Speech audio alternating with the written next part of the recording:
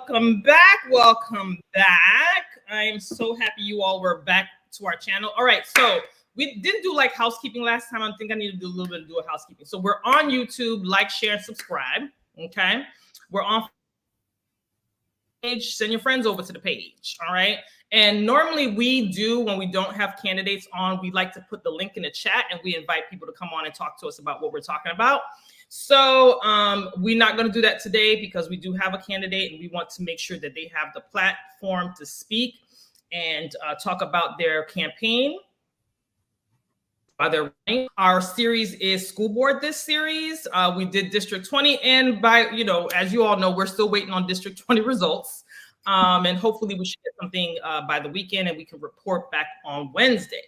All right, so our special guest today is Raymond Adderly. I hope I said that right. He is running for school board, and this young star is still in high school and will be graduating this year.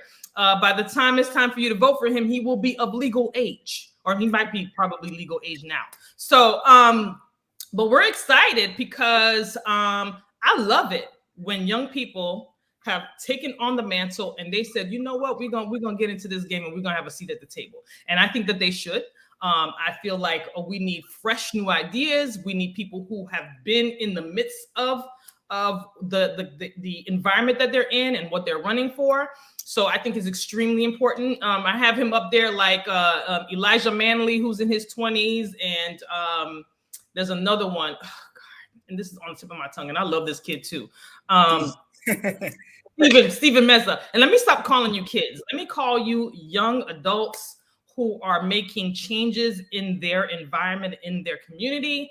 And I am super excited to be talking with you all. My co-host will be hopping on shortly, and I will interject to let her introduce herself. However, we're going to go ahead and turn it over to our illustrious Raymond Adderly. And Mr. Adderly, please introduce yourself. Tell everybody what you're running for, who you are, and then we'll get into questions.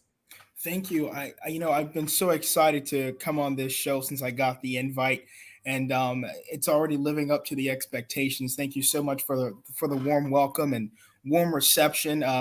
And more importantly, my name is Raymond Adderly, and I'm a student here in Broward County Public School, and I attend Fort Lauderdale High School. But even more importantly, right now, I was the class president of my class for the last 3 years. I did not run for re-election this year to be their senior class president.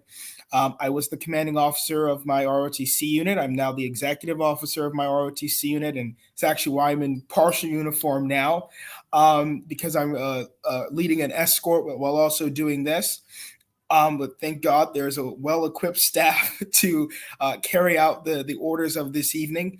And then more importantly, getting it back to school board related issues, I am the student advisor to the school board.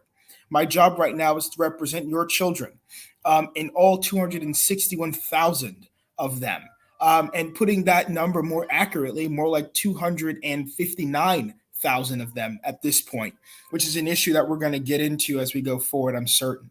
But my name is Raymond Adderly, and I'm running for Broward County School Board Seat 8. And here's why. It's because I believe that teachers, students, and parents are so far out of the question these last couple of days, these last couple of years. My philosophy is that we need to have a community-first approach led by a community view approach. The time for bureaucrats, the time for people that have been doing this for years and that are out of touch with the needs of our community must go. And my voice is there to provide a fresh voice, a new platform, and new vision. I tell people all the time I'm running for school board for 3 key reasons. Number 1, an emphasis to have better facilities in our district. If we are going to continue to compete with charter and private schools, the first step to that is to ensure that each and every one of our schools look appealable to parents. That starts with the outward and inward appearance. We do that by heightening up our facilities and making them look better. Number 2, a key aspect to ensuring that our children have a 21st century learning environment is understanding that we need to, number 1, have an emphasis on mental health and better technology use. If that doesn't happen, we're still going to lose students. We're going to lose dollars. And number 3, it's all about making sure that schools are equipped to help their communities. If schools are not equipped to help their communities, then the whole issue of schools being for the public and them being community schools is now put to sonder because they're not serving that mission. Those three reasons are why I'm running. But more importantly, here's my story. I'm a 17-year-old student, African American, Bahamian, and Cuban. And so, in many ways, this movement for school board is not just the typical campaign, it's historic in every single way. Because not only is it historic in the fact that we are running for school board at this age, it's historic because we're a student-led movement. Majority of my staff right now on this campaign are students. A majority of the people that I've come in contact with, the 50 or so volunteers that we have, are all students, and they're in this people-powered movement to be heard. But my story goes deeper than that. It's deeper because when I was 6 years old, I watched my father get shot in front of me in my home in an armed invasion in the city of Myanmar. It was at that moment that I knew that I wanted to help people. And it's from that moment that I pledged that I would always be an advocate, that I wanted to be an attorney, that I wanted to help people because I understood exactly what life was. And I wanted to ensure that no other child had to go through that hurt. And if they did, that they have the resources necessary and available to them to get through it. And that's why I'm running for school board. This movement is not about me. I'm merely a mouthpiece for millions of people across this district. And like I said, from day one, this is a movement for every single child, every single teacher, every single parent. So I'm ready for questions with that. You're on mute. You're on mute. Thank you, Boo. Thank you. The poise, the attention to detail, your effectiveness of displaying and commanding attention of people. I just love it. I am a very more than impressed. I'm not pleasantly surprised because I've seen you in action before. I am just extremely, extremely excited for you. And to have you on a school board with such passion would be just a great addition to a district that, quite frankly, is struggling. And having fresh voice, and getting a student's perspective on the board is just as important as having teachers on the board or a parent on the board. Jordy, Sandra will be on shortly. She's coming soon. She's going to be jumping in a minute. She's a working mom and, she got to clean, fix some things and she'll be hopping on soon, but she will be here. No worries. So let's start with a few questions. Okay. Sure. We're going to I'm here. I heard it all. I'm here. How y'all doing? You, sis. Yes, and I was just like, I can't interrupt him. I heard all the things he had to say. You know what I mean? I was like, I did not want to pop on while he was talking. Yes. So wasn't the introduction of him just amazing? I love it. And I definitely understand why it is that we do need another perspective on the board. And, students are really the business of the board. And so they should absolutely have a voice, right? Because they are the business of the board. They get caught up in all this other stuff and they act like that ain't what they're really there to do, is to make sure that all the students in Broward County are getting what it is that they need. But students are the business of the board. So I absolutely support for their voice being there in like a meaningful way, way, because some of the issues that they talk about that they're dealing and they're voting on, it's not a student talking, they let you come for like 3 minutes or like sometimes 10 minutes and say what you have to say. But no, if someone that's actually living that experience, like more recent than anybody else that was there, that is absolutely, because the issues that I was dealing with when I was in school, very long time ago, very different from what the students are dealing with right now. So I think that that perspective is absolutely important because the dynamics are definitely changing about what it is that students have to deal with. So I'm here for all of that. Sandra Sheffer. She's right. here for all. Right. And just to piggyback on what Sandra was saying, it's important that when I was running, one of the key things that I heard from students is like, well, no one, everybody thinks they know what's best for us when we are the ones that's dealing with things and we know what's best for us. Like we want to be heard too. So I'm super happy that Raymond has taken this big daunting, even though it's daunting, he's taken it with such grace and professionalism that I believe that this young man has a lot to offer. So going into questions, do you have a question first, Sandra, or do you want me to start? No, so I was wondering, so why did you choose to run for the at-large seat? Is it because your district seat wasn't available, or you wanted to just do something more? Why at-large versus your district seat? Well, I'll be honest. I don't like to be tied down to one particular district or a couple of schools when they all need help. But more importantly, I mean, there are a couple schools in District 4, but there are not as many schools as there are countywide. But more importantly, I decided to run for this seat because I believe that this is one vote necessary to change the demographic of the board, number one. Number two, it's super important because this seat carries a lot of leverage across district decisions. In many ways, it is a swing vote right now. And it is this seat that provides the voice for so many people district-wide, county-wide even. But more importantly, what I'll say to you is that from day one, our movement has believed that we have a movement and a message that will touch every single voter across this county. And we're confident about that. And we're going to keep doing that. Very nice. So you said District 4, so you would have ran against Alherdef. Is that the district that you're in? That's the district that I reside in, yes. Okay, so yeah, we kind of need you to help us find a candidate to run against her. I'm just saying. All right, no. There is a firm believer, and so am I, of candidates not running unopposed. So, and we believe that it keeps you. If you're a good candidate, if you're a good whatever elected official you are, you should be okay with someone running against you. That keeps you on your toes. And if you're not doing a good job, then you can't keep your job. So we're all about that. So since you're running for a countywide seat, are there any areas or school districts in particular that you really want to see some changes? Like, I mean, I've heard some things, there's some schools with mold, the roofs falling in and all those types of things. Is there a particular region or a set of group of schools that you want to deal with? And if so, tell us why. Well, I think this all goes back to the bond project, if we're being completely honest here. And I'm a firm believer in calling out the truth for the truth. Our district absolutely failed us in regards to Smart Bond. Here we are, about 7 years later. We are 6 years behind and $8 million over budget.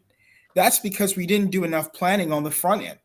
With all the good intentions that we had to get it on the ballot, get it passed by our residents here in Broward County, we still are struggling with this bond issue, which, by the way, is supposed to be doing the exact same things that you just talked about. It was meant to solve for better infrastructure, better technology access. And I'm not going to say the bond project is a complete failure. It's not a failure at Cypress Bay. It's not a failure at Fort Lauderdale High School. It's not a failure at Western High School. But notice all the schools that I just mentioned are in high affluent districts. Sorry about that. Notice that all the schools that I just mentioned are in high affluent districts or in districts where there's a more priority on getting more students into those communities, students of color, Hispanic students, and those obviously are because of the magnet programs. And these are things that everyone knows, and I'm happy to break that down a little bit more if I need to. But going directly to the root of the issue, there has to be significant change in District 1, where Hollywood Hills is located, Cooper City is located, MacArthur High School is located. There has to be significant change in D5, where there's Dillard and there's Piper. That's struggling right now. But more importantly, even in District 3, where a majority of our schools are good, we have the issue of Stranahan High School that is still suffering with a cafeteria that's over 100 years old and a renovation that's literally standing right now on a 50-year renovation. And the constant battle at the school district level to solve that, What my voice solves for right now, what we need my voice on the school board, is because I can block out the politics. I can block out all that we want to budget for this and budget properly, and we don't want to ensure that we're going down the rabbit hole of making sure that every school needs to get a better cafeteria and a new cafeteria, blase, blase, blase. All of that I like to call is just a political game to get away from the actual issue, which is that we have known for more than 50 years that Stranahan needed a new cafeteria, and we failed to act on that after promising the community in 2003 that that's what we were going to do. But in 2003, we didn't do that because of the recession. And then come again in 2012, we started going ahead and saying that we were going to ensure that we were going to make this a top priority. 8 years later, we are still debating on whether or not Stranahan is going to have a cafeteria. But what is most sickening about that is that it's the size of an elementary school cafeteria, number one. And number two, if kids want to eat outside, they can't because sometimes it's raining and they don't want to get rained on while they're eating. These are things that school board members hear, but these are not things that school board members live.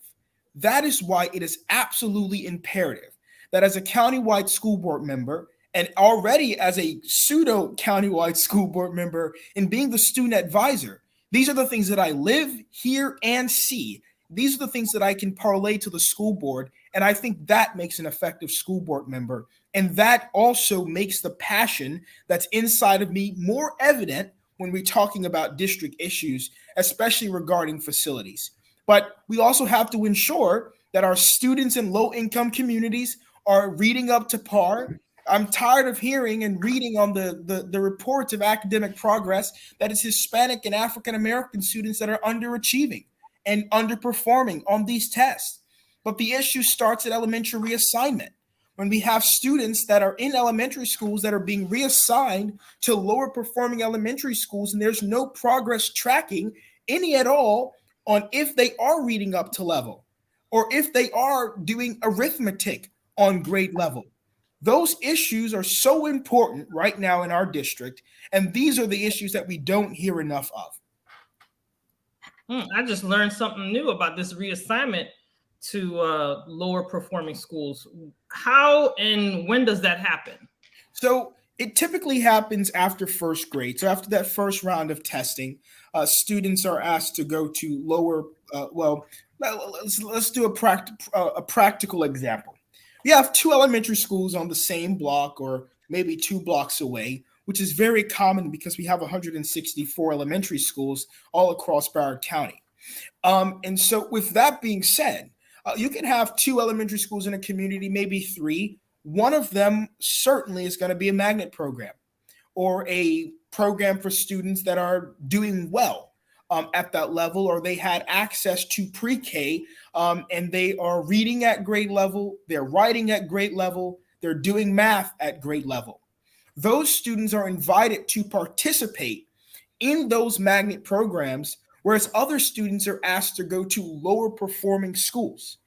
Now, the issue with this is when they do go to these lower performing schools, they do not have the opportunity to, yes, there are literary coaches. Yes, there are arithmetic coaches, but there's still no academic progress checker to ensure that these students are reading up to grade level. So what you have is a perpetual following from these students from elementary to high school of them scoring low on standardized tests, state exams, and then they don't get into middle school magnet programs, which means they're going into high school taking Algebra 1, and that doesn't qualify them to get into a high school magnet program either.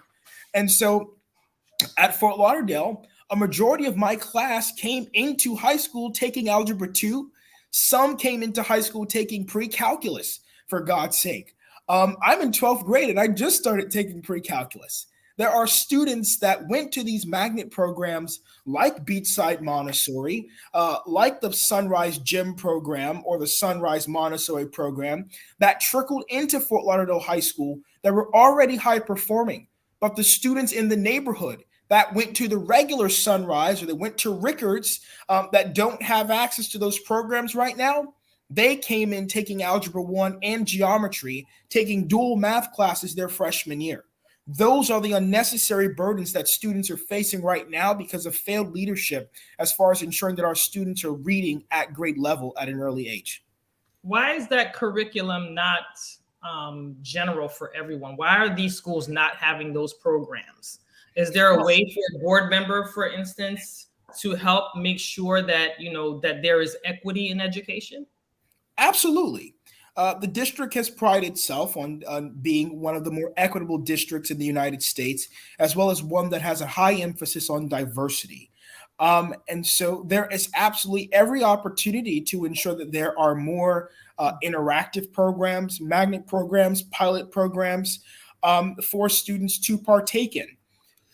The issue right now in the status quo, rather, is that students have to qualify for these magnet programs. In order for me to get into Fort Lauderdale High School my freshman year, I needed to be leaving middle school, had already taken Algebra 1. I had to be going into geometry in the ninth grade. I had to have a 2.0 GPA or higher. And also I had to have a score 4 actually, or above on the Algebra 1 EOC and the seventh grade reading EOC.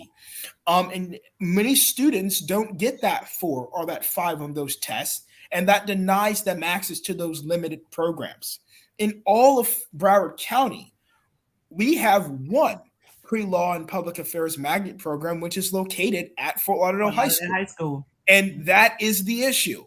There are so many students that line up and want to apply to our school, but can't get in because they don't meet those criteria.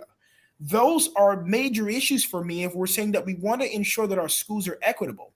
Second, I think equity also comes with the fact that we try to force every single student that comes through our schools that they must go to college if they are to be successful adults. Unfortunately, that's not pragmatic nor the truth, because there are people out there with trades that make a lot more money than some lawyers and doctors I know. And we need to have a strong emphasis on technical careers as well. But the truth is, in this district, we have 3 technical high schools in this district, which you must also qualify to get into, with that emphasis on the technical education. Now, we have some CTASE programs, which are career training, educational opportunity programs where you can get different certifications. So we have firefighter and EMT where you can get life-saving certifications. We have culinary programs where you can get qualifications on being a chef, and things like that throughout the different high schools. But as far as there being a central hub for like-minded students like that, that ceased to exist. I talk a lot about forward movement, but this is also a place where I insert the wisdom of my elders when they talk about, well, what happened to woodshop class, and what happened to plumbing class, and what happened to robotics and mechanics, and auto engineering classes. These things offer students more opportunity to see, pick and choose what it is they want to do. One of the plans that I plan on starting as a board member, or my pet project is what we typically call it, is having different internships throughout our local community for business leaders to choose students from our schools, the local schools, to come in and work in different places. And what I would offer them as a school board member is a property tax exemption. But what does this do not only for the community and the student? It lowers the rate of students not knowing what they want to do out of high school. That's number one. Number two, it prepares our workforce to be more job ready as they leave high school. It allows them to know what they want to do, and it limits the time that a manager at a Target or a manager at a mechanic shop has to teach someone else to, I don't know, put a tire on a car. It leads for more productivity in the workforce, and also the room for more teaching in the workforce, and also bringing more students on. And then lastly, as far as our students that want to go to college, if they want to be a doctor or a lawyer or an engineer or something like that, or an architect, and they have the opportunity to go and work for these types of professions and see that maybe it is, I don't want to be a lawyer, maybe I want to be a teacher, they have that opportunity and that leeway to make that decision in high school rather than being in their junior year of college and changing their profession. Okay. So I have you said a lot of stuff. All right. And I was trying to take notes, and I'm going to start some stuff. All right. So I hear that you're talking about, like, the students need to be ready to go into these magnet schools.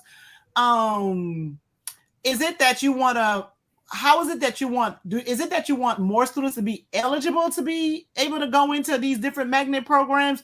Or is the real thing should be that the quality of education that students get in the public school system just overall needs to be better? Well, see, now that's a super loaded question, because that too goes down into a lot of separate issues as well. But so let's talk about what those issues are, because to me, it's like I shouldn't have to go nowhere else to get a good education, because public education is supposed to just provide it for me. They're supposed to get me ready to do whatever it is that I need to do. So why do I need to go into a magnet program in order for me to get what I should already get, that, the tax money is supposed to be paying for? That was my question of the equity, because I felt, and maybe I didn't ask it correctly, but I agree with Sandra. Is like, why is it not everyone having access? Why does it need to be, why is there like a certain program? Yeah, well, I got to go to a special program. Because I went to Hood. I grew up in Miami. I went to Hood Elementary School, a Hood Middle School, and a Hood High School. I went to Edison Park Elementary, Edison Middle, and Miami Edison Senior High School. And I also spent some time at Chatillon. That's probably even more hood than Edison Park. Okay. So, and I went to a very good college coming out of those schools, right? I went to the University of Chicago undergrad. So I didn't need to go to no magnet program, even though they had me in a cluster program for some different reasons. But I liked going to my hood high school. I could walk to school. My mama couldn't drive, so she wouldn't have been able to drop me off nowhere. So I need y'all to just make it good for where I live. Like, what we doing? Well, first of all, go Chiefs. No, I'm not a Chief. I'm a Red Raider, sir. You talking about Carroll City? Not a Chief. I'm a Red Raider all day. Get it right. My family's nothing but Chiefs. And them. It's all about the Red Raiders, sir. And we come out of Carroll City. Wait, that wasn't like hood. That was like hood adjacent. You know what I mean? But but to the question, I do think that so the issues as far as equity are concerned go back to budget and good budgeting. That's first and foremost. I do think that we do not right now have the resources available to us, with so many other priorities as far as the district has, with ensuring that students are back achieving academically, getting more students back in the district, the emphasis on mental health that we're trying to take, as well as finishing up the bond project. We don't have the access right now or the leeway to provide 4 more magnet programs or pilot programs. However, what we can do, and what we have been doing a good job in doing, is expanding access to AP, Cambridge, and IB, which are these college level courses which make students more competitive. And so the difference between a magnet program and a regular high school with just AP and IB and ACE is that in a magnet program, you might have more access to internships that the students at let's say Western don't have access to, or they might have more access to people in that profession, or they might have access to more C-TASTE programs that are focused on the goal of the magnet program. And so those are the issues as far as equity are concerned. Yes, it is a little weird to me that a lot of the magnet programs in this district are in high affluent districts. But we also have to remember that that was the point of magnet programs to begin with, going back to the 90s. It was so that students in lower income communities would come and mingle and mix with students that were richer, students that were poorer, and to achieve that level of diversity as well. I think in Dade County, they do it a little bit different. I don't mean to cut you off, but for instance, one of the best medical magnet programs in Dade County is at Miami Northwestern Senior High School, right? That's hood too. Okay. Yep. They also have Payback, which is a dance program. And that's also at Miami Northwestern Senior High School. So maybe in Broward County, they were trying to get regular folks to go hang out with the rich folks. But in Broward, that's what they were doing. But in Dade County, a lot of the very good magnet programs are in the hood because they, like, my mother couldn't drive. There's a whole bunch of folks who mama can't drive, or their parents don't have reliable transportation to get them to the school. And then also, it would have been unfair to make them wake up at 5 o'clock in the morning to get on a bus to go to school at 7 a.m. So a lot of the very good magnet programs are in a lot of the inner city schools. So I'm not sure like why Broward thought it was fair to transport poor Black and brown people into affluent neighborhoods, whereas those other kids might have, you know, folks with cars and time that could have dropped them off to the magnet program somewhere else. And in Broward too. I'm not saying that all of our magnet programs are in high affluent districts. There are some, like Blanche Ely, for example, Pompano Beach High School, which is probably one of the more competitive magnet programs to get into. I mean, Stranahan has a magnet program, which a lot of people don't know. Northeast has a magnet program, which a lot of people don't know. So it was supposed to be inverse. It was supposed to bring students in poverty to richer neighborhoods and students that are rich to poor neighborhoods too. And so in Broward County, that's a pseudo reality. Not for a lot of our schools, but there are some magnet programs in some of those districts that you're talking about. Absolutely. Okay. Nani, do you have a question?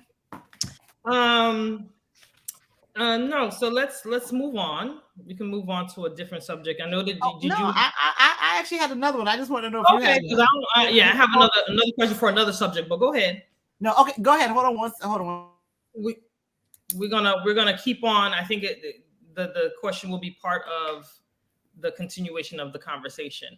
But while we're waiting for Sandra to get back on, so you're running for school board, you're running for an at-large seat, you're going to be graduating high school, and then you're also going to be going to college. Now, some would say, hey, you know, you're too young, you don't have the experience, you may not have the time to devote, especially if you're going to go after a career, because one of the things you mentioned is that you wanted to become an attorney when you were little.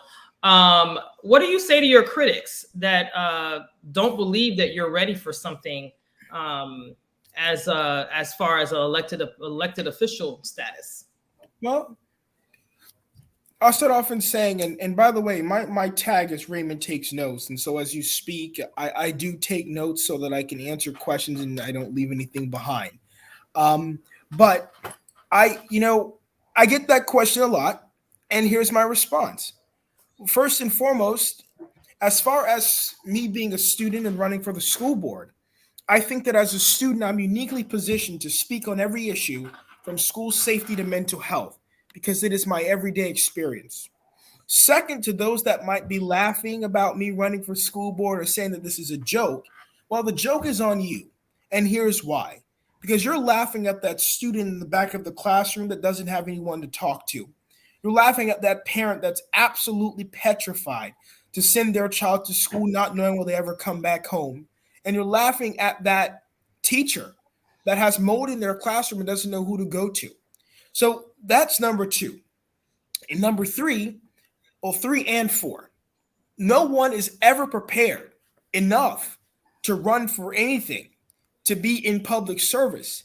It absolutely is a learning curve for most people. And then number 4, every school board member has their day job outside of being a school board member. The only difference is mine is going to be school. Very nice. Very nice. And great answer. No, so let me ask a question. So are you planning on going to college locally? Yes, ma'am.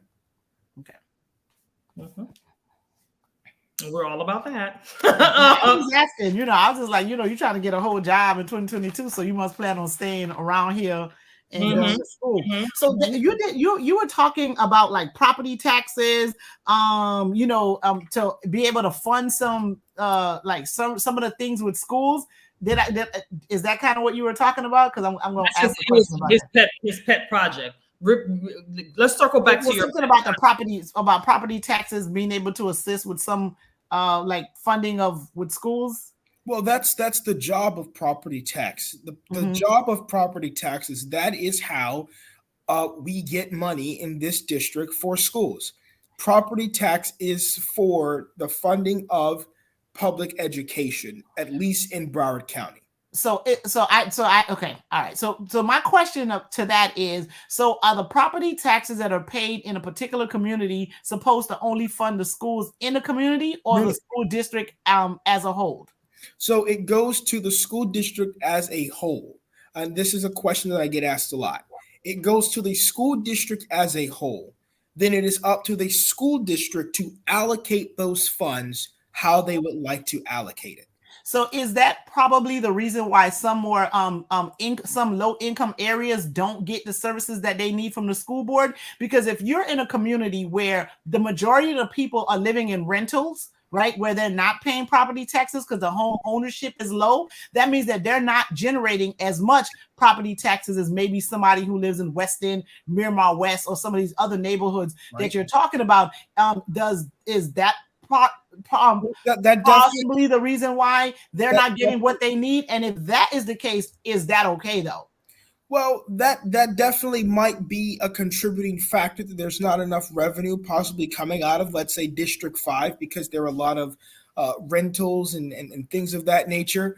But I also think it goes back to the school board, because even if so, not only do we get funding from the state per pupil, so per child, we get $9,100 for every single.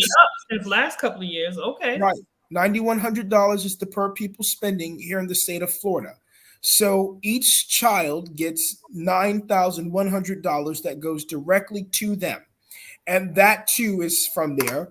We also get federal government spending, which makes up 4% of our budget here in Florida.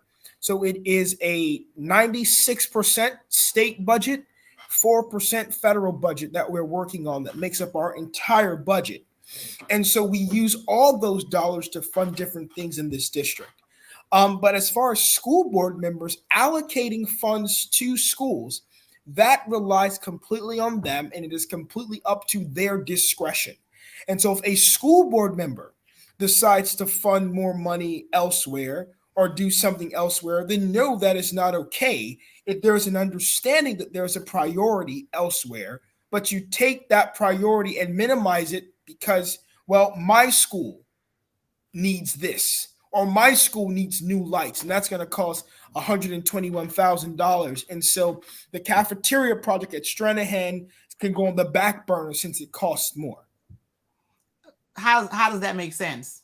I mean, like, so when we're talking about priorities, no. So I'm like, so we're talking about priorities. How is it like not a priority to not have mold in a school where people get sick, right? Not only are the teachers that are working there get sick, not only are the staff getting sick, the kids are getting sick, and those have like some real life long-term consequences, right? Like, how is that like not a priority? The fact that a roof fell in part of a school, and that didn't just happen overnight, right? Like, there were signs that was gonna go down, right? And how is that like? I don't understand how that's not a priority, and how anybody with a straight face can say, I don't know what the $120,000 you was just talking about, the people said they needed the money for. How is that more important than getting mold out of a building and changing out a roof? And that's exactly things that people across this district, that's exactly the things that I've been working to make sense of, and why people all across this district are asking for something new. They're asking for new leadership because of these exact issues right here. So how are you going to convince, I don't mean to cut you off, but I'm going to have to cut you off. So how are you going to convince the rep from Weston, right? And the one from Hollywood is kind of mixed. There's some money there and there's some broke people there too. The ones from the Pembroke Pine, Miramar area, how are you going to convince them that, to let them use the tax-paying dollars of their residents to help fund something in like District 5? Because, we all know most of those people live in rentals. How are you going to be able to convince them that this is something that they should do? I think it all goes back to smart spending, because the problem is, if we look at the Smart Bond project, if we look at the pool cost and the renovation of Stranahan High School back in 2015, 2014, it cost $800,000 then. Today, that renovation costs $1.2 million. And so I think it comes with, number one, having a fair bidding process and making sure that we are taking the best deal. Number two, ensuring that the process is fair across the board and making sure that if we're doing something for one school, that we're doing it for each and every school. No. But, okay. But let me finish. Go ahead. Let me finish. Okay. I get what you're asking. And the way to convince other school board members that are stringent on money, like the rep from Western, is to convince them that these are district priorities. And they are. The issue is that the person that's currently in this seat has made some schools priorities and some schools not priorities, and you have not had the vote reflect that way. My voice on the school board and my vote will reflect the vote in the other way. All right. So I'm just kind of having some problems about something being a priority, certain things being a priority over others. And we're trying to get the best deal. No, we're trying to get the roof fixed, right? While y'all arguing about getting the best deal, the bill just went up $400,000. Exactly. I'm sure the person that had the worst deal wasn't going to be $400,000 more than, the other folks that y'all was arguing about. Exactly. So to me, it just comes off all as excuses, right? Yep. And you're not there yet. And so you're not there yet. I'm not saying that you're not going to make it there. You're not there yet. And I'm kind of I don't want to hear I don't want to hear this talk from a candidate about oh no, we got to prioritize this over another thing. Because that's once you get in there, and sometimes when it gets real hard, if you're already having that type of conversation, to me, it doesn't sound like it's going to get done. Well, let me clarify. Okay. I'm not saying that's my approach. I'm saying that's the current approach. This is the reason why we have this issue right now, is because these are the arguments that are being presented by current board members. Mm-hmm. I am a dig in kind of guy. If there is an issue, we need to solve it. There's no reason why the Rickards roof collapsed in March and we didn't have a solution for Rickards until August, before school started. 4 days before school started is when we came up with the solution for Rickards. And that wasn't during the regular school board meeting. A special one had to be called. That is the type of proactiveness that I am bringing forth as a candidate. What I'm doing simply is laying out what the status quo is and how my candidacy changes that. So I don't like to put anything on a pedestal. Everything has to be prioritized. But if there are emergency things that need to happen, yes, those things need to be prioritized. Okay. And there was a comment that was made about the school, they have priorities. One of the things that they're trying to prioritize is mental health issues and dealing with mental health issues, right? Okay, so I kind of understand that, but it seemed like I'm getting the impression that they're worrying about the mental health of some students and not necessarily all, right? Because if a student is in an area, low income, low performing, that y'all said, they live in, some of these schools are in neighborhoods where you dodging bullets on your way to class and that kind of stuff, or they're just dealing with everyday life stress. That's having an impact on their mental health too. If they're in a building where there's mold and all that kind of stuff, not only is that having an impact on their physical health, that's also having an impact on their mental health too. So why are we not worried about them? Why are we not worried about students that or the student that's in the elementary side 100-year-old cafeteria, but they in high school and they can't sit outside because they're gonna get rained on, but other people getting new buildings and all kind of stuff, right? So there's this talk about the mental health is important, but are we really I'm not getting the impression that they're concerned about the mental health of all of the students that are in the Broward County school system, and just some. So I'm going to agree with you there. I'm going to agree with you there. And that leads back to the issues of guidance counselors with a more need for that, and a need for more family therapists as well in our schools. But more importantly, I think this whole mental health thing is very new to a lot of people, especially at the district level. I think the concern is new. Okay, yeah, no, because exactly. It's always been an issue, but now the concern is new because some other people are impacted by this, and now all of a sudden they're realizing, oh yeah, this is kind of messing with their mental health. But that's always been an issue, right? Okay. So yeah, the concern for the district and for parents and for students is new because some other folks were impacted. And thank you for clarifying that, because of what happened at MSD. Absolutely. I think that was a scab that was pulled off that showed a lot of the things that happened in our district that were not being addressed prior to. And so when we make this emphasis on mental health, what I'm happy to tell you is that none of that money is being pulled out of state funds. It's all being pulled from the ESSER funds, which are coming from the federal government, and the ARP funds, which is the American Rescue Plan. And they're using that money to provide for more mental health services. So it's not coming at a cost to you, the taxpayer, locally, but it's coming. Y'all can take my money. I don't care. Take it and do right with it. I'm fine with that. So it's coming at the cost of the American people, and it's being distributed by the federal government. But I do agree with you, and the approach for mental health has to be flatlined across the board. And some of the things that I advocate for are students having the ability to call for mental health days. I call for more guidance counselors in our schools that are not overburdened, especially at the elementary and middle school level, as well as more family therapists. And like everything in this district, needs to be more proactive in the approach. So making sure that we are recognizing the signs before time, and not when a student is, at the brink of giving it all away. And we're not talking about shooting up a school. We're talking about students actually harming their own selves, turning to nicotine, turning to marijuana, turning to alcohol to cope. These are the things that we have to make sure that we are hitting before time. And we can only do that if we have a system that allows us to see those issues ahead of time.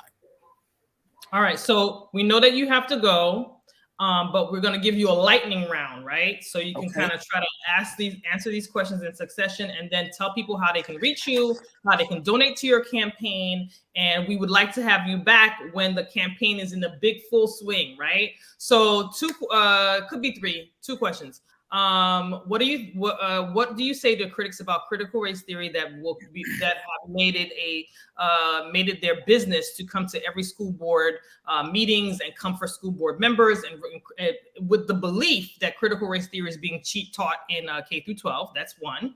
Second thing is about the mask mandates or mandates for vaccine. We do have critics and strong feelings here in Broward County about the mask, about the vaccine. And what do you say to that? What is your position on those items? So we'll give you a few minutes to answer the questions.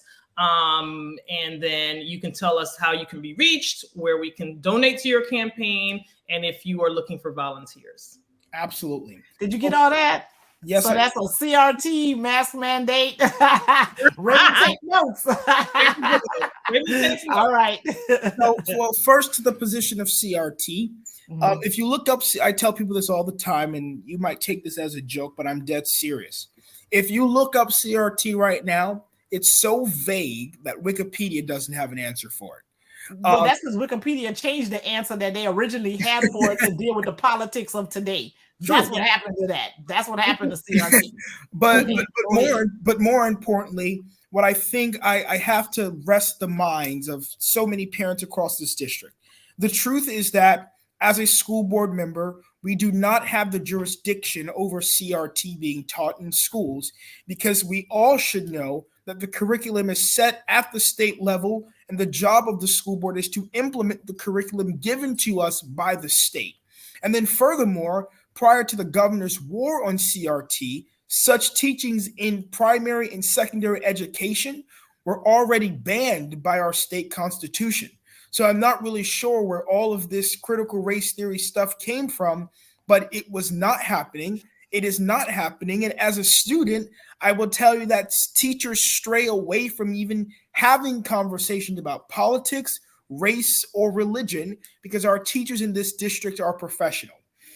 Second, about the mask mandate, at first I was very pro-mask because at the time that need had to be met. There wasn't a lot of vaccine access to our students, nor our teachers at the time when we first opened back up last September and October. And that was absolutely important. Now that students are being vaccinated, our teachers are vaccinated, and the transmission rate within our county is low, I do believe that mask should be optional, but highly encouraged. And I think a lot of parents are okay with that because it gives them and their student the leeway to make that choice. And as far as vaccines are concerned, I have never been and never will be someone to tell someone what they should or should not put in their body. So I think vaccines should too be optional, but we should, because the science tells us to, it should be highly encouraged that people continue to make best practices to fight the virus and protect those in their community. So I want to ask you something, because they just made a decision to have students stop wearing masks on the elementary level, but it's only been a week since the CDC said it.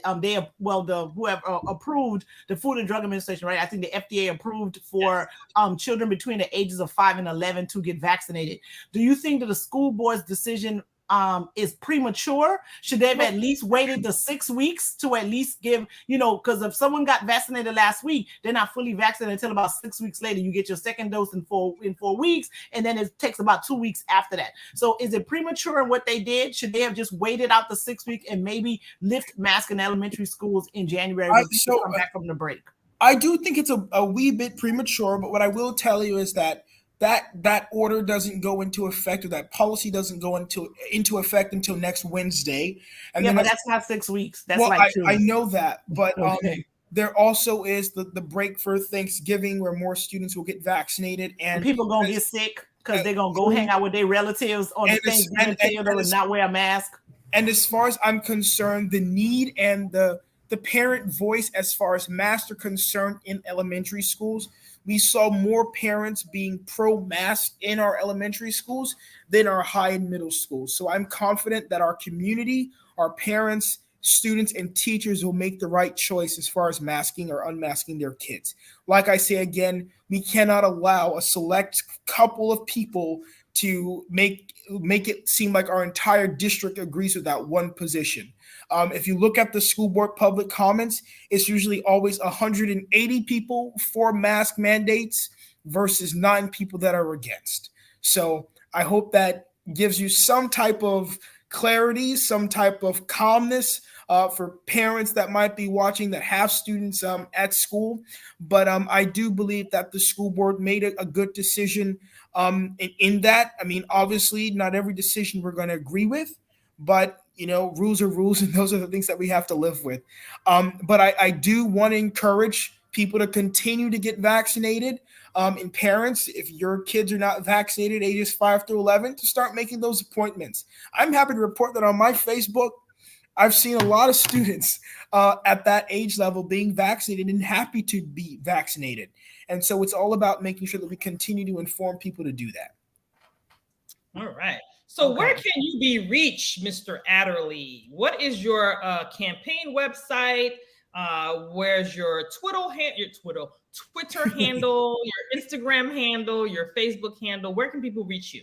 Yeah, absolutely. So first of all, you can type in my website, RaymondTakesNotes.com or RaymondAdderly.com. It will all go to the same website. Second, my Twitter handle is just Adderly Raymond, @AdderlyRaymond. My Instagram handle is Raymond Takes Notes. My Facebook is just my name, Raymond Adderly. And you can donate at RaymondAdderly.com/donate. You can also volunteer at RaymondAdderly.com/volunteer. And campaigns cost money. So I'm asking all of you if you can donate 10, 15. If you're feeling really generous, give me 50. 100. Ask for $100, man. 150. Add them both up. So if you're feeling generous and you want to give to a campaign that is going to do the work that the district needs, then I definitely ask that you support my campaign, support this movement, this historic movement. And remember, it's not about me. It's about every single child in this district. And I have to say, thank you, dude. You really took all my heat today. I'm like even more impressed with you now after we had this conversation than I was before we started it, right? Because I was bringing the smoke to you to make, just so you can just be, I mean, that's me, like, that's that mother instinct. Like, no, we just gonna make this young man better because he's a rock star and he can definitely go to another level. And when I realized that you had the information and you could take this, I brought it. And so I'm truly impressed, and I am you're like a even better candidate. I will do all that I can to like support you and promote, your run for this particular seat. And I think you're going to do a great job, and you're bringing a very needed and very unique perspective to this position. I ain't gonna talk about some of the people that we already spoke to, but I'm telling you, young man, you on the right track, and you got it. Yes, you are. Yeah. We are. You ready. You are absolutely ready. It was an absolute honor and pleasure to talk to you today. And we do our little recap. So when you have time to go look back at the video, fast forward, because we do a recap. And we wish you nothing but the best. Nothing but the best. We're going to post your Facebook, your Twitter, and your Instagram in the conclusion of our show.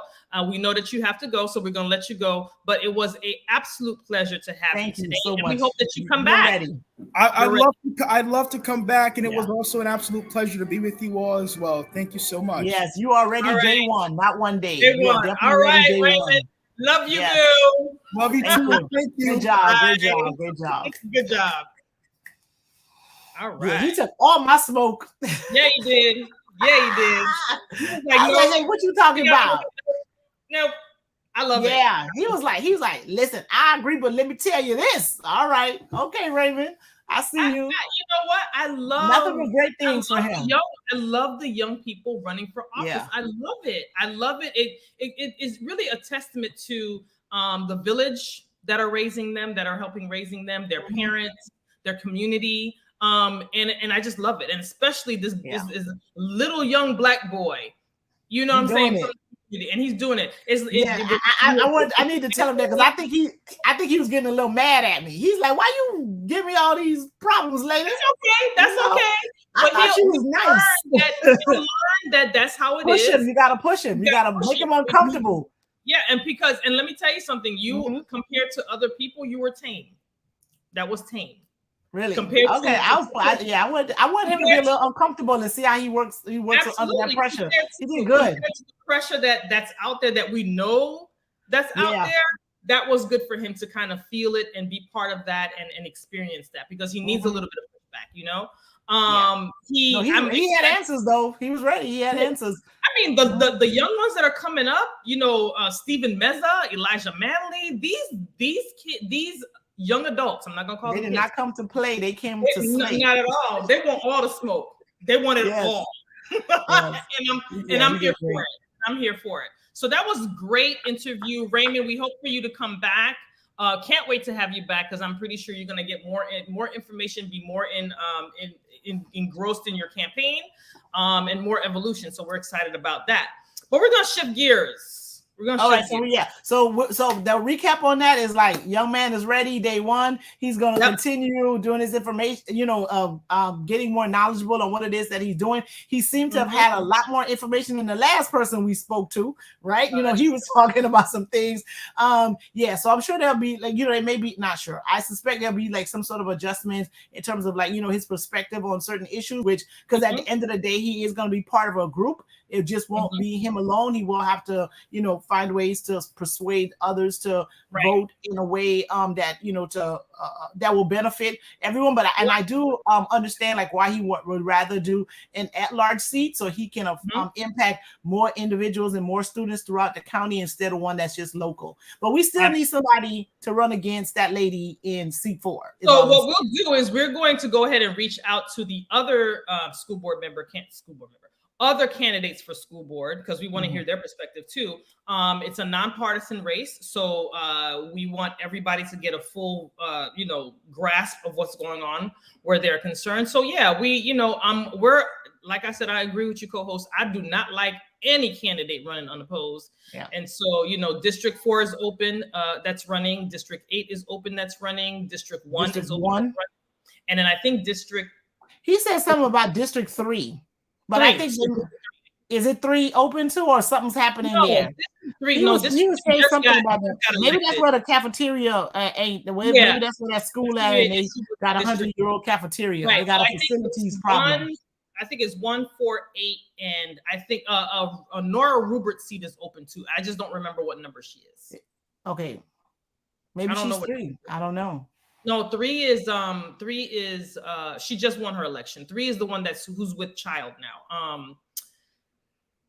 what is her name? Not Leonardi, not good. Yes, Sarah Leonardi. Sarah I think Leonardi. I think Sarah Leonardi is 3. Yes. Okay. But Nora Rubert's seat is open. I'm not sure what what seat she is, but I'll get it next time so we can talk about that. No, I'll look it up while we talk. Why are you talking about what else you want us to talk about? Well, okay, so I got a text from you today that You did. Yeah, I did.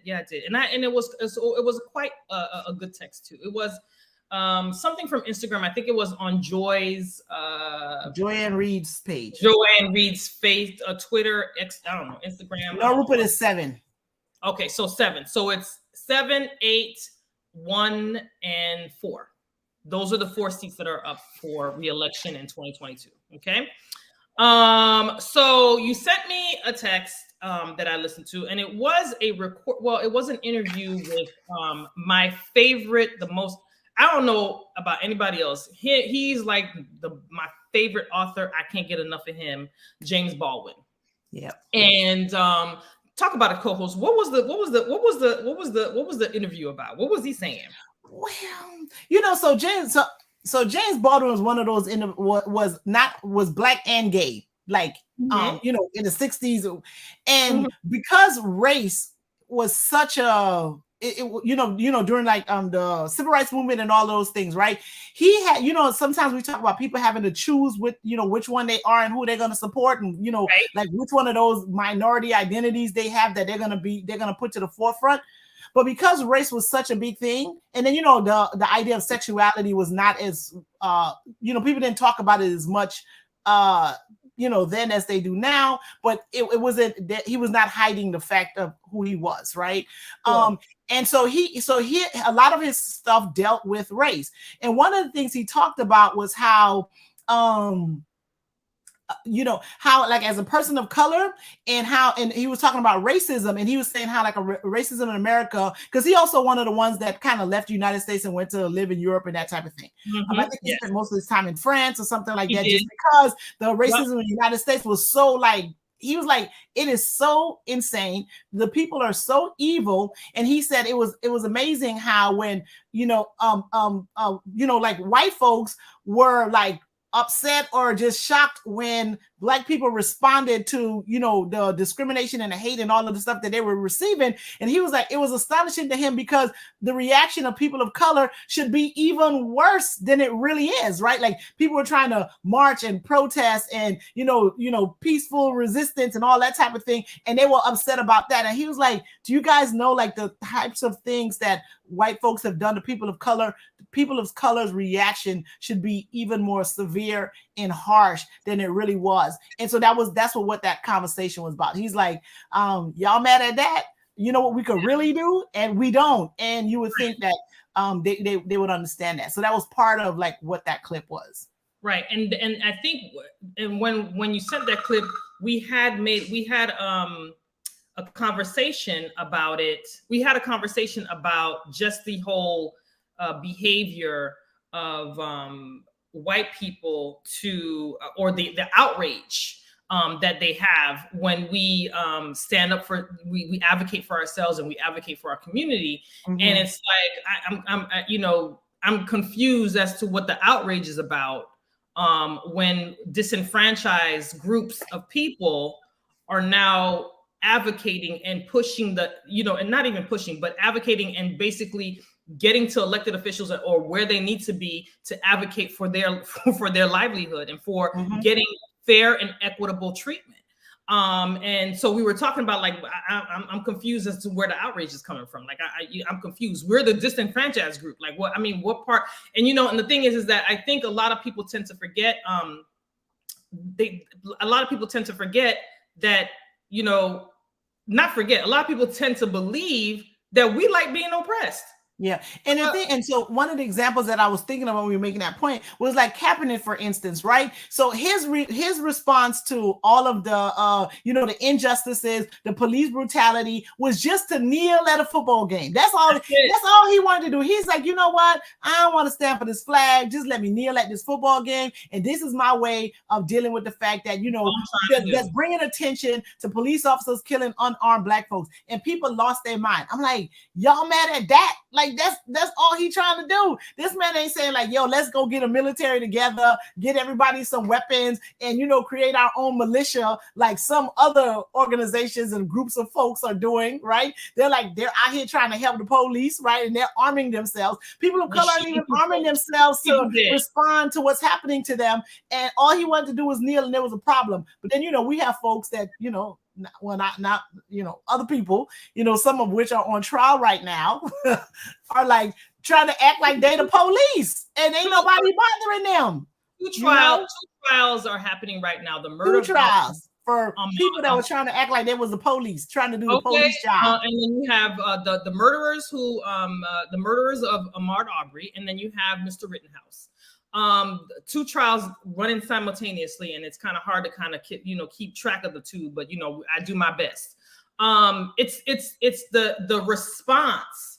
Number one, I don't think either cases, in my opinion, based on what I've watched, are being done fairly. You have one judge who basically just is coddling the defendant. And then you have another thing with the jury only has one single Black person. And those attorneys, the defense attorneys in those cases, they were deliberate in keeping people of color off that jury. That was by design. And one of the things that a lot of people don't know about is like when jury selection is being done, there are two ways that the attorneys can get rid of jurors, right? One of them is that you can strike a person for cause, meaning like the person has like some sort of prejudice or bias that they can't overcome, so you can't put them on the jury, right? There's another thing that's called a preemptory challenge. Usually attorney people get like two, right? Because most jurors they start off with like 400 people or something like that, right? This one started off with I want to say it was like 600. I might be wrong, but I think it was about 600 people. So each one of those lawyers had 24 preemptory challenges. So what's 24 times 3? Like 72. So they had the ability to get rid of 72 people for like really no reason. Like they really didn't have to give a good reason on why they got rid of those folks. And then they had the ones that the challenge that they had for cause. Can you imagine? Like, when I saw that, I was like, yeah, they're gonna be able to get that jury to look like whatever they wanted to look like, because between the three of them, they had 72 peremptory challenges where you're not supposed to get rid of a person for a discriminatory reason, but there's way to make. To me, it's the level of outrage that white people demonstrate and or vocalize when a disenfranchised group is advocating for equity. It's the level that they do it. It's the mocking. It's the dismissiveness. And you're in a country that you clearly know it's clear. It's not something that's hidden. It's out there in your face, especially after the last 4 years we had. You think it's clear to them? Do you think it's clear to them? It's clear to us, but do you think it's clear to? I believe that it's clear. I believe it's clear to them, because if you have an issue, if you have a phobia that you think that critical race theory is being taught in K through 12. I think that's just not being educated, and I think that's being misinformed, right? They're trusting people to provide them with information that has a different motive, right? Because you have a news source. They're like, oh no, this is a news source. I trust the news source. Why the news gonna lie to me? I believe what they're saying is true. So if they're not taking steps on their own to educate themselves about this issue, and they're relying on a particular news source that's supposed to be trusted to give them their information, then how would they know? And I'm not making an excuse for them, but I'm just thinking like that's the reality, that they just don't necessarily know better. I believe that there's a level of understanding to me. There's a level of understanding, even to the most uneducated white person, that the atrocities of history, it's so bad that you're willing to just say, okay, you know what? Listen. Yeah, that was bad, but we done moved on, right? So let's try to kind of not keep going back. Why y'all stuck on old stuff? Going back there. Let's not keep going back there. Why do you not want to go back there? And my thing is that there is a level of understanding. So if you keep it suppressed and you keep it hidden, you ain't got to deal with it. You get what I'm saying? So I believe that there is a level of understanding. Now, how that understanding and what level it's at, I'm not sure, but I don't. When it comes to that critical race theory thing, I don't think they understand. I think they got caught up in some. That people got caught up in some talking points, and they were fed some misinformation that they believe because they don't understand it. C. Charlotte said that whole critical race theory in schools is a hoodwink. That's about enraging folks. These politicians know. Critical race theory ain't being taught in schools. It's not. It's really not. I really think, and when it comes to that particular issue, they fell for the okie doke, and now they out here, and they believe it so much that if they would take their time to educate themselves on that particular issue, and what's unfortunate about it is that these politicians are taking advantage of the fact that people are educated and they're using it for their own political benefit. Absolutely. Yeah, so that's a part of it that's absolutely disheartening and disgusting. And it permeates throughout the system. When people when people of color, when Black people, when we tell you that this is systematic, you best believe when I say systematic, we're talking about in all areas of the way that this country is structured, right? Then you get some email about the game plan, like that, that somebody had a playbook on how they were gonna. I sent you a copy of the email. There wasn't emails. I don't know how they got me on the email list, but there's a group. It is a Republican group. They done sent me a whole donated to some Republican. No, ma'am. I would never do that. And if I have, by some miracle, it was the issues, like your voting issues, not party. Yeah, whatever. But I'm on this mailing list, and they happen to send their playbook of critical race theory and how they're basically giving people a whole agenda on how to go to school boards and be disruptive and let the school board know that you will not be having critical race theory in their schools. I mean, they broke it down in structure. They tried to give you a background of what that is, what critical race theory is. And the words they use to not the real critical race theory, the manufactured one that they have. The words they use to give a narrative of what they believe critical race theory is. No, what they want those people to believe critical race theory is, because they know what it is. They know it ain't that. I'm just saying, I don't know if I should post this on our Facebook page so people can go ahead and read for themselves. We're gonna end up in Facebook jail, girl. I'm just saying. We're gonna end up in Facebook jail. You do that. Yeah, it's intentional. It's intentional. Quite intentional. So and the words they use, your opposition, like it just, it's the negative way that they use words in order to explain what critical race theory. They basically said anybody who is white and male, that's the critical race theory is against you. That's basically what they're saying.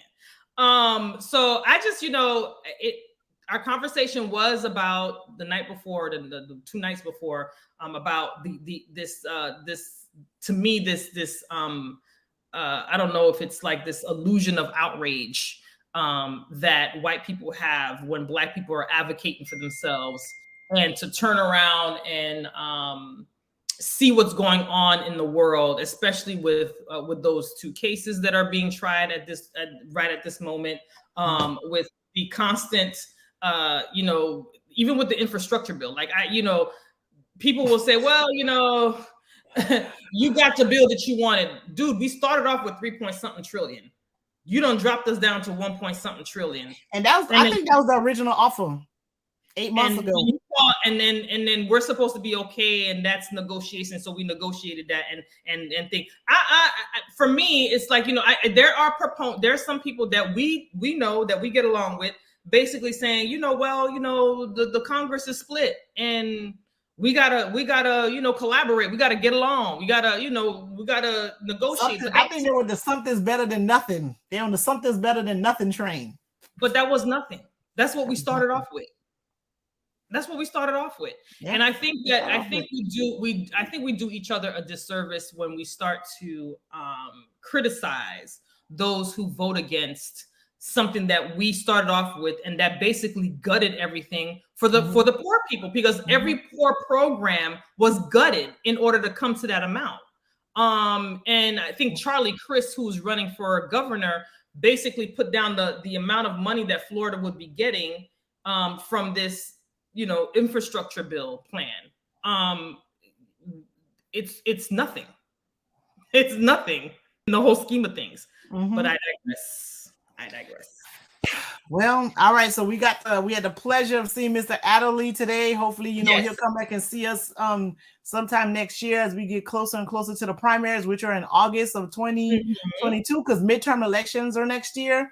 So yeah, we got to get the census out. We got to get those who have resigned to run, though their seats are up. They have a primary on January 11th. I think that's District 94. And then Perry Thurston's seats. 33. Senate 33. District 33. So the District 33 and District 94, both seats will have their primaries in January. Omari's too. I don't know Omari's number. Oh, I don't know Omari's. Omari's. Well, I don't remember what his district is. But those seats will be up for primary January 11th. I think they're having a primary. And then they're having an election March 8th for those seats.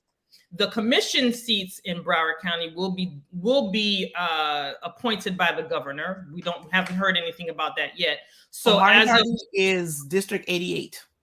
Okay. So Senate seat 33, District 94, and District 88 will have their primaries in January, and they will have a subsequent election in March 8th to be exact. And then the Broward County. Think some of them are going to try to run for their seats again? Because then you said isn't the filing deadline like November the 18th for them to rerun for their seats if it's possible? If it's possible, they could. I mean, think they will. Could. Now, would they do it? I don't know. I mean, I don't know. And if they did, let's say that they did, would you want to vote for someone who resigned to run for another seat? Don't be mad at them because they were shooting their shot. No, I was just asking. I don't know. I mean, I don't know. If they want to run again, ain't nobody stopping them. But I just don't know if their district will feel okay with them coming back. I don't know. Yeah. So that choice I don't have to make because I don't think any of them are in my district. Yeah, I don't think I have to make that choice either. But listen, you shoot your shot, didn't get it. If you want to go back to your seat, consequences though, we need to have more conversations about that so something like this doesn't happen again. That's true. That's true. That was I don't know because they were saying how the people had representation now, but they won't have representation from January 11th to March 8th. There'll be no representation in those areas. And I don't know about the commission seats either because I'm not sure when the governor is going to make a decision to appoint someone. Well, I guess he can appoint some. I mean, those appointments will be effective January 11th, so he can appoint someone. I suspect he has some folks in mind already. Okay. But yeah, we do need to have a conversation about that because there's 3 districts out there that's no representation. Well, they have it until January 11th. Well, legislation starts January. Legislation session starts January. But the people those elected officials can still do things for them up until January 11th. Okay. I mean, I don't know how effective it is, but Well, I mean, hey, I guess beggars can't be choosers, right? So we just have to deal with that. All right. So next by this weekend, we'll know who's the District 20. Yeah, because we're still waiting. District 20. You said there's a deadline by tomorrow, correct? So it's not necessarily a deadline, but they have the overseas military votes. They have until the 12th for those to come in, and they're waiting for those to come in to count to get the final number. Usually, the race is not this close that it doesn't matter what comes in on this last day of overseas ballot, but because I believe Ms. Sheffless McCormick is only up by like 3 votes, they have to wait to see what what the rest of those numbers look like to see whether or not she is in fact the winner. You see how your vote matters? Yep, every vote counts, man. Every vote counts. Listen, voting is your superpower. Every vote it all counts. Like, let's make sure we come out and show out August 2022, okay? Because that's really, really important. Look at how close that race is. Needs 2 or 3 votes. Look how your vote makes a difference. So really, really consider hard being part of the process and participate. Not consider be a part of the process. Do it. Participate. Yes. Participate. Because they're 3 votes. 3 votes. 3 votes. fighting two candidates. So participate. And no matter who wins or who gets it, by how many votes, we need to rally behind the elected and support and be there and be there to hold them accountable, be there to support them, be there to be their advocate and all that other stuff. And what's interesting is like they're winning now, but they're gonna be part of a primary in August of 22. So like 9 or 10 months from now, they're gonna be campaigning the whole time. They'll be back on the ballot again against whoever else decides to. I mean, at this point, I guess the people who resigned to run might try to run against them again. I don't know, but they're going to be back on the ballot in August of 22 for the midterm election, which is November 22. So we'll see. So we got to be there. Your vote matters. Your vote is your every vote counts. Every single vote counts. So next week we'll look to see if we can have another candidate on, but we may not. But we will be talking about what's going on with the cases that are currently on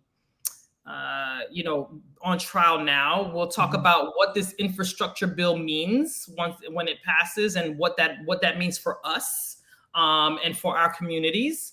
And then, we'll invite people to come in and have a discussion about it. Listen, you got to be part of the process, got to be part of the conversation.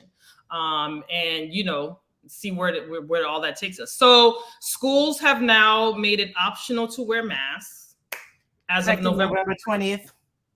Effective November 20th, K through 12, wearing masks is optional. My thing is, my children will continue to wear masks. My children will continue to practice social distancing. And we encourage those who have small children, please vaccinate your babies and vaccinate yourself. Well, I mean, it's your choice, but consider it, I guess. Consider vaccinating. I mean, there's a lot of people who are doing it now. When we have babies and we bring them in for their first appointments at 2 weeks, sometimes they're getting shots. At 2 months, they're getting shots. At 4 months, they're getting shots. You know how it is, Sandra. My kids are vaccinated. Mine kids are too, and everything is for the protection. I know that there's a lot of propaganda out there, but I strongly suggest everyone do your research and with credible information.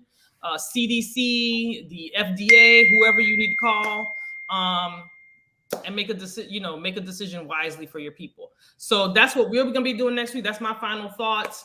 Co-host, my final thought is Broward County School Board seat 4 needs a candidate. Seat 4 needs a candidate. No one should be running unopposed. No, ma'am. Seat 4 needs a candidate. So, so far, she's running people. Coral Springs was Parkland. Parkland, Tamarack, Margate. I think one more city. I can't remember the other city, but those, Coconut Creek. Holla at your friends. They need to run for school board over there. Hey, listen, nobody got their back. I'll go canvas for them. Okay, I'm telling you. I'm heard it here. Okay, like, share, subscribe, like our Facebook pages. We're open all the time. If you want to if you have a topic you want to talk about, we'll talk about it with you. Slide into our DMs. On Racing the Races. Racing the Races. Slide into the DMs. That's the DM you need to be slided into, the Racing the Races. No other DMs, just the Racing the Races. Slide into my DMs. All right, y'all. Have a good night. We are going to sign off, and we thank you all for joining us. Play the commercial.